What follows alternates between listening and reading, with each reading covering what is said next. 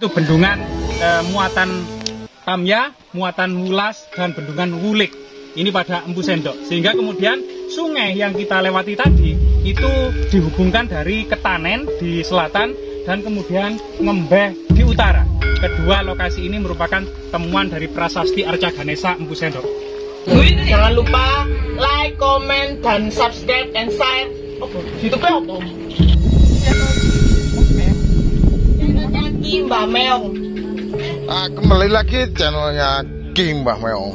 Nah, ini arca atau patung yang rusak itu lur. Nah, ini lur. Ini ada juga ya tadi alat penumbuh. Ini ada juga Yoni yang rusak. Nah, ini lur. Ini Yoni yang rusak Om, sing di Yoni ini sing rusak. Sing di iki sing tak iki. Nah, iki lur. Kita ditemani Indonesia Majapahit. Majapahit itu di klub lur. Ini lur orangnya. Jangan lupa untuk subscribe juga ya. Like, comment, share di channelnya Majapahit. Satu di klub. Ini lur orangnya. Di sini ada 3 buah fragmen Yoni yang berukuran besar. Ini adalah jejak sebuah Yoni atau batu lumpang Yoni itu. Nah, ini pecahan yang lain sama itu. Ini menandakan bahwasanya Yoni ini merupakan bagian utama dari situs pemujaan itu yang berada di bagian tengah, yaitu di dalam bangunan suci itu. Adanya dorpal menandakan bahwasanya bangunan suci ini bagian batur dan pelinggi. Kemudian bagian atasnya itu adalah terbuat dari kayu, sebagaimana purah di Pulau Bali, yang di dalamnya ada lingga Yoni ini. Dengan adanya lingga Yoni inilah yang menandakan bahwasanya bangunan suci ini berciri agama Siwa atau pemujaan agama Siwa. Nah, ini kan batu bata kuno kan banyak mas. Bata kuno ini banyak sekali. Ya. Ya.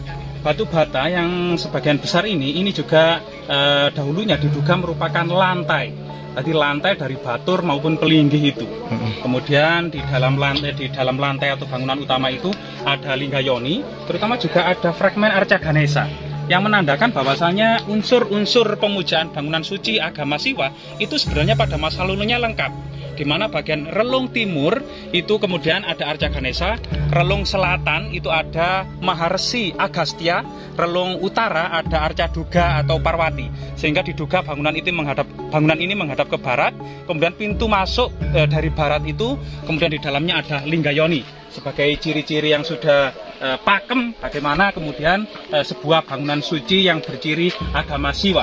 Dalam relief-relief yang ada, ya, misalnya relief seperti ini relief yang kuno. Relief ini menandakan bangunan suci ini dibangun pada abad ke-10 atau ke-11 yang kemudian tetap dilestarikan pada masa Kediri, Singosari maupun Majapahit. Diduga bangunan ini berakhir pada masa Majapahit. Mas, selain temuan lepas ya, apa saja mas yang sekitar sini? Ya. Yang menurut cerita warga itu? Tadi juga sempat kita survei, selain di lokasi Punden Watu Gilang ini juga ada sebaran batu bata dan batu-batu candi yang menyebar cukup luas. Ada seperti gundukan-gundukan tanah di sebelah sana, di pisang-pisang itu juga, di sebelah sana, di semak-semak juga ada gundukan-gundukan yang diduga juga mengandung banyak artefak batu bata kuno, termasuk batu-batuan candi. Dalam cerita warga di sebelah sana juga dulunya ada sebuah gundukan, ternyata di dalamnya ada lembu nandi, yaitu bagian yang tak terpisahkan dari bangunan suci agama Siwa, yaitu adanya lembu nandi. Berarti pernah ditemukan arca lembu nandi mas? Iya.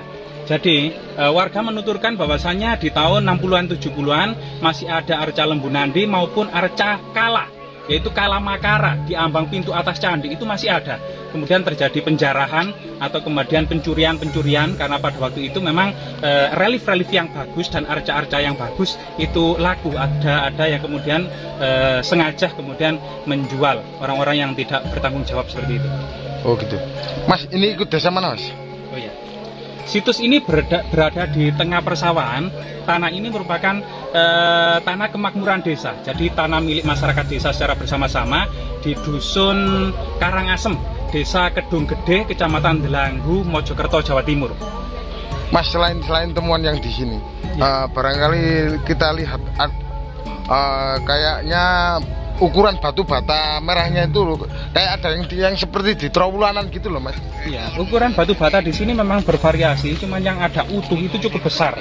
Misalnya seperti ini. Oh iya, di ketutupan plastik ya, tutupi. Masih sana ya, kota iso. Kira-kira itu berapa, Mas? 40 ya? Iya, sekitar 20 kali 40 cm dengan tebal sekitar 10 cm. Berarti punden ini masih dikeramatkan ya, Mas ya? Masih diururi ya sama warga ya? Iya, sampai saat ini kepala dusun termasuk warga kemudian berusaha kemudian menyingkap dan ekskavasi temuan struktur sekitar 10 kali 10 meter persegi. Ini diduga bagian dari batur atau pelindih dari bangunan ini. Tapi karena baru permukaannya saja sehingga kedalamannya masih misteri. Belum kita dapatkan sedalam apa atau berapa lapis batu ini. Mas, tolong tanya warga, sudah dilaporkan ke pihak Balai Pelestarian? Ya, selama ini memang tiap sore kelihatannya itu warga masyarakat setahap demi setahap melakukan penggalian ya Pak. Apakah sampai sejauh ini sudah ada pelaporan ke pihak Dinas Pariwisata atau ke pihak Purbakala Pak? Oh iya, sudah. Yang kemarin itu. Oh iya betul. Yang kemarin. Tanggapannya pripun? Sana dekatan. Kodok sana sebelahnya. Untuk enten malih? Iya, kalau yang ada batu candinya? ya, tapi itu masih ada dalam. Gimana Pak? Di sana itu, di gedang-gedang itu. Pak, bisa ditunjukkan barangkali tahu saya. Katanya di pojok sini. Nah, barangkali pemirsa ingin tahu. Ya. Nah, kita ditunjukkan warga lagi, Lur. Nah, ini ditunjukkan yang di luar area dari punden. Area dari punden itu katanya ada pertemuan juga batu bata dan batu candi. Ini banyak sekali ya batu-batu, sebaran batu bata kuno atau growol ya. Ini banyak sekali, Lur. Nah, kita ditunjukkan warga. Sisi pun Pak. Oh gitu, Lur. Saya tidak tahu. Oh, yang meninjau tidak tahu, Lur. Yang tahu tidak ada di sini orangnya. Oh gitu. Ya, penunjuk sama membawa buku. Oh. Apa menunjukkan di mana tempatnya yang niku antik nih loh. Oh, barang antik. Saya tidak tahu katanya. Nah, kita ngerusuk-ngerusuk. Ngerusuk-ngerusuk. Ah, di jagung-jagung. Jagungnya jenenge panen ya, Pak. Oh, wis panen. Nah, ini banyak sekali batu bata, pecah-pecahan dan juga kayak batu-batu alam gitu loh. Sini pun Pak. Merem wis.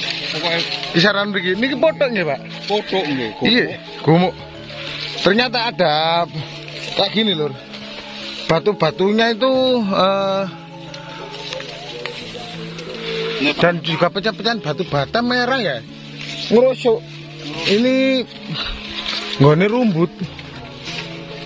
Nah, kayak gini lokasinya yang di desa Kedung Gede ya, Pak. Kedung Gede, Dusun Karangasem. Nah, ini ada juga batu candi. Nah, ini Pak. Ini Pak. Ini apa batu candi? Oh iya. Nah ini Lur. Iya Pak. Nggak dikumpulkan di sana Pak. Iya, nanti iya lah gitu. Ya sama lain. Ke pelosok ngono. Tasik mentan nih. Bakalan ya. Batu bakalan. Ragam hias yang biasa abad ke-10. Seperti ini juga. Ini. Nah, ragam hias ini berbeda dengan era Majapahit. Tapi situs ini kemudian dilestarikan sejak zaman Empu Sendok, Air Langga, Kediri maupun Singosari sampai terus berlanjut pada masa Majapahit. Wah, kalau dijelaskan temuan situs oleh warga ini sebenarnya situs apanya? Iya. Di lokasi ini warga telah melakukan ekskavasi yang awalnya adalah punden keramat bernama Punden Watu Gilang. Ternyata ada struktur batu candi yang berukuran 10 kali 10 meter persegi. Struktur ini masih terpendam di dalam tanah, sebagian permukaan diekskavasi oleh warga. Sedangkan temuan artefaktual antara lain adalah dorpal, batu pipisan, batu gandek, yoni, dan fragmen arca Ganesha yang menandakan ini merupakan bangunan suci pemujaan agama Siwa pada masa kuno. Dugaannya pada masa atau era kapan candi ini dibangun? Memang sangat misteri era kapan ini, tetapi dari adanya dorpal menandakan ini adalah batur dan pelinggi atau bagian bawah dari sebuah bangunan suci yang kemungkinan bangunan utamanya itu dari kayu semacam purah di Pulau Bali. Tetapi ada beberapa ragam hias yang menyiratkan ragam hias tersebut berlanggam pada abad ke-10 Masehi, yaitu era Empu Sendok, di mana diperkuat ada dua arca yang berdekatan di area ini, yaitu arca Ganesha Ngembeh dengan muatan Tamya, muatan Wulas, dan bendungan Wulik. Ini pada Empu Sendok, sehingga kemudian sungai yang kita lewati tadi itu dihubungkan dari Ketanen di selatan dan kemudian Ngembeh di utara. Kedua lokasi ini merupakan temuan dari prasasti arca Ganesha Empu Sendok. Dugaan bahwa ini tempat pemujaan apa yang menandakan?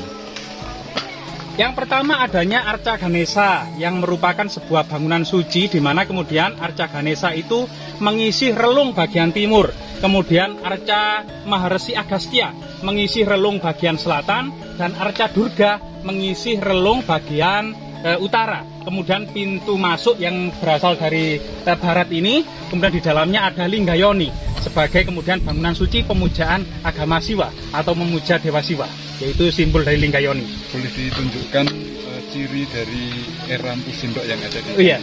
Kita lihat coba relief di sini. Ini bukan berlanggam Majapahit atau Singasari. Jadi langgam seperti ini, ya, langgam seperti ini. Langgam-langgam seperti ini langgam-langgam abad ke-10 sebagaimana kemudian petirtaan Jolotundo. Ini juga kebanyakan berlanggam awan. Seperti ini juga. Ini juga berlanggam ciri sebuah candi pada masa Empu Sendok.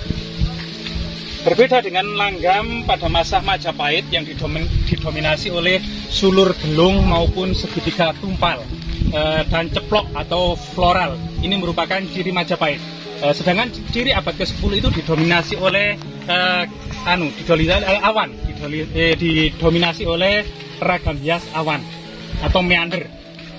Jelaskan informasi dari warga ini awalnya berupa apa tanah di sini sehingga kemudian di dalamnya bisa ditemukan batu candi. Awalnya sebuah gundukan, ada bukit kecil yang itu banyak ditumbuhi oleh pepohonan. Yang saat ini pepohonan tersebut sudah ditebang, tinggal 2 buah saja, pohon juwet dan pohon pokoan. Nah, ini tinggal 2. Sedangkan pohon-pohon yang lain sudah tidak ada lagi, alias ditebang. Sebuah gundukan yang juga dikeramatkan atau dipundenkan. Ada beberapa fragmen batu candi di atasnya yang terserak sehingga masyarakat mengenalnya dengan Punden Watu Gilang. Itu sebutan untuk batu andesit atau batu candi di tempat ini. Di tempat ini. Kalau ini memang candi, tentunya ada semacam benda berharga yang ditanam di tempat ini. Apa sudah pernah ditemukan oleh warga? Ya, ini baru diekskavasi bagian tepian dari bangunan ini, yaitu yang tadi digali oleh warga yang berukuran sekitar 10 kali 10 meter. Sebagaimana bangunan suci pada umumnya, maka di tengah dari bangunan suci ini ada sumuran candi. Di dalam sumuran inilah ada peripik yang terbuat dari batu atau wadah yang terbuat dari batu yang di dalamnya ada emas, permata, biji-bijian, dan arang atau abu sebagai pedagingan atau lambang dari jiwa bangunan suci itu sendiri. Masih ada sumuran dan peripiknya. Kemungkinan melihat kondisinya bangunan ini belum pernah digali sama sekali, termasuk juga dari BPCB itu juga belum pernah digali. Ini awalnya adalah gundukan di tengah sawah yang kemudian dikeramatkan oleh warga, dan kemudian ada beberapa warga yang berinisiatif untuk menggali ala kadarnya, belum secara profesional. Sehingga kemudian bangunan ini diduga belum pernah digali sama sekali pada masa sebelumnya. Termasuk kemudian sumuran candi yang ada di tengah yang ada peripinya. Masih utuh. Ada peripe, kemungkinan juga ada emas permata itu masih diam tersembunyi di tengah bangunan ini. Sebagai pegiat sejarah di sini, harapannya gimana ke pemerintah? Ya, selalu sinergi memang. Bagaimana kemudian komunitas masyarakat termasuk pihak BPCB dan pemerintah ini selalu bersinergi terkait penemuan-penemuan situs cagar budaya yang sangat monumental ini. Bagaimanapun juga situs ini harus terawat dan terlestarikan. Termasuk semua benda-benda yang berharga di sini itu harus diselamatkan. Yang lebih penting adalah dampak dari lingkungan masyarakat sekitar. Bagaimana kedepannya situs ini juga membawa kemaslahatan bagi masyarakat sekitar. Termasuk kemudian dibangun sebagai sarana berkumpul dalam perwa desa maupun acara-acara desa. Termasuk kemudian sebagai objek wisata, sehingga kemudian banyak berdatangan sehingga memajukan perekonomian desa ini. Itu manfaat kepada masyarakat sekitar pun itu juga sangat penting sekali. Yang di atas ini, sebelah barat ini. Sedangkan ini tuh pecahan dari yoni yang besar. Jadi ini kan pecahan dari yoni. Ini hiasan yoni itu pinggirannya kan kelihatan. Ini ya yoninya. Pecahan yoni yang. Iya, ini pecahan yoni. Informasi warga ditemukan di mana ini? Ini sebagian ini ya menyebar. Yang ini memang in situ di lokasi ini. Ini katanya diambil dari sana, dari dekat sungai besar sana itu, kemudian dibawa ke sini, diangkat ke sini. Ini pasangan ya? Apa? Iya. Bukan. Ini fragmennya. Jadi dari segi batu karena itu di sungai, jadi kelihatan bersih ya. Ini di lokasi. Ini kan juga bagian pinggiran dari yoni itu sendiri. Bagian dari yoni. Kenapa yoni bisa pecah jadi banyak fragmen-fragmen ini? Kemudian kalau ini saya tempat duduk arca asana ya, asana Padmasana yang juga pecah. Banyak di sini itu banyak berupa fragmen-fragmen. Ada jejak-jejak kehancuran yang sangat luar biasa sekali. Begitu juga arca itu juga pecah berkeping-keping. Arca-arca di sini juga. Misalnya ini juga fragmen arca Ganesha ini. Ini sebenarnya ini ada belalainya yang menghisap tengkorak di depannya ini, gitu ya. Dan ini tangannya membawa gading yang patah. Ini merupakan arca Ganesha. Jadi juga seperti ini juga sangat misterius sih. Ini kelihatannya kalah ini kelihatannya. Juga pecah berkeping-keping. Entah sebab apa kemudian bangunan candi ini begitu runtuh, begitu rebah dan begitu pecah remuk berkeping-keping dari kemudian arca-arcanya. Ada beberapa buah batu dakon yang ini menandakan sebuah batu penanggalan titi mangsa, atau kemudian bahwasanya secara magis tetesan air hujan untuk pertama kalinya itu dianggap magis dan sakral sebagai pertanda waktunya menanam padi. Sehingga kemudian Dewa Siwa atau pemujaan agama Siwa ini selain juga kemudian lambang kesuburan, yaitu Lingga Yoni, lambang kemakmuran, dan Dewa Siwa itu sendiri itu juga kemudian adanya batu dakon. Ada berapa, Mas? Ada 3 buah batu dakon yang identik dengan sebuah kejayaan masa pertanian, karena masyarakat Jawa ini tumbuh dan berkembang seiring dengan tumbuh dan berkembangnya tanaman padi. Padi pun dipetik satu persatu dengan alat ani-ani agar untuk menghormati arwah padi pada masa kuno. Beda dengan saat ini.